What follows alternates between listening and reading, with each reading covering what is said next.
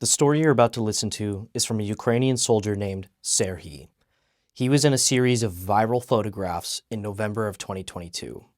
He's a member of the 25th Separate Rifle Battalion, and he was present for much of the horrible trench fighting near Bakhmut. He was married to his wife only 8 days before these photos were taken. This is his story. When you go to battle in and around Bakhmut, you realize that you most likely won't come back alive. It's especially bad for someone who has a lot of fear. But after a while, the fear disappears for many because we have no options. Here, we are only here for the reason that these creatures do not come to the homes of our relatives and friends, to the homes where the children are. War here is hell. Digging is very difficult. Even at night, constantly, incoming mortars, artillery, tanks, AGS, everything. When the weather's dry, it's easier.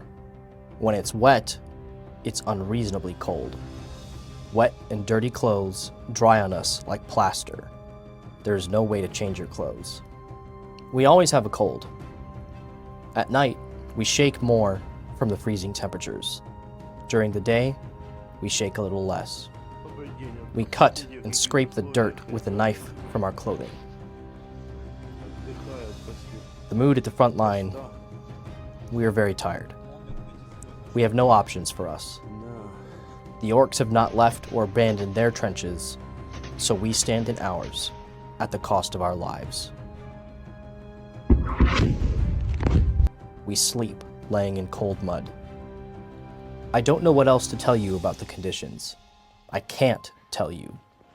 It's like trying to explain what a flower smells like. It's just impossible to explain what it's like here unless you've been here. Read the Bible. It's all written there. Matthew 24. When entering the frontline position for the first time, it was terrifying. Everything exploded everywhere. Flashes, pops. Many people could see fear on each other's faces. Everyone was worried. Everyone was scared. The first time going to the front, it's completely incomprehensible. The state of mind there is being in constant adrenaline, excitement, cold, damp, weapons, sleeping bags, food, and dirt that sticks to you like glue and cannot be scratched off the boots. Eventually, you don't even think about your own life. You think more about how to hold back the enemy so that they don't come up to the positions. You hold the position, shoot back, and try not to be captured. Time goes differently there. Every new trip to the front is the same thought. Maybe I won't return. Like I said, there are no options for us. We have to go. We have to complete the task and hold back the enemy.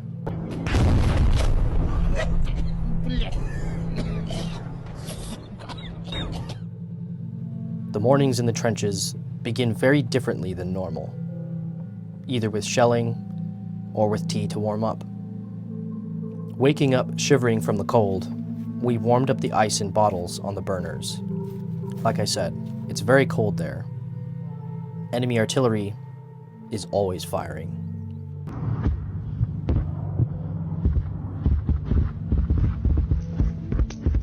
Shells rip up the frozen ground and rip up the frozen corpses. Soldiers set up positions, improve trenches, move around equipment, fetch water, make food. A task is always needed to be done for our survival. Now, about the day that I was wounded. The morning began, and we knew there would be an offensive.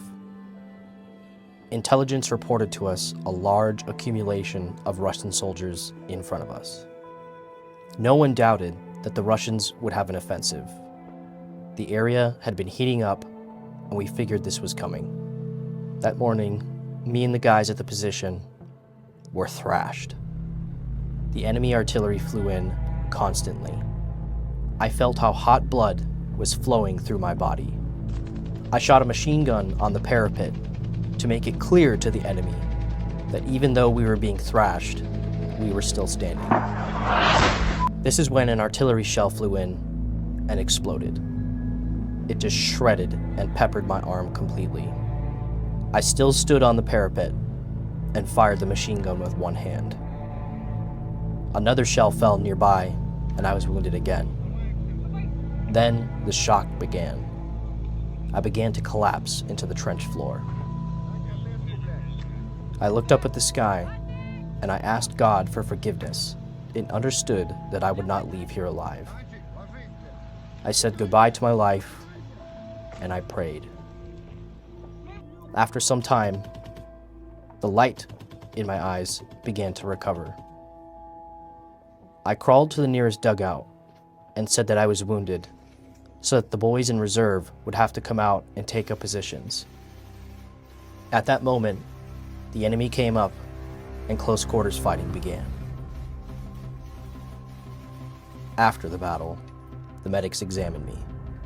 They put on tourniquets, plugged up all the holes, and took me on a quad bike to the nearest evacuation point and further to the hospital. In all, I had more than 40 fragments in my body. Shell shock and a long road of treatment is ahead for me.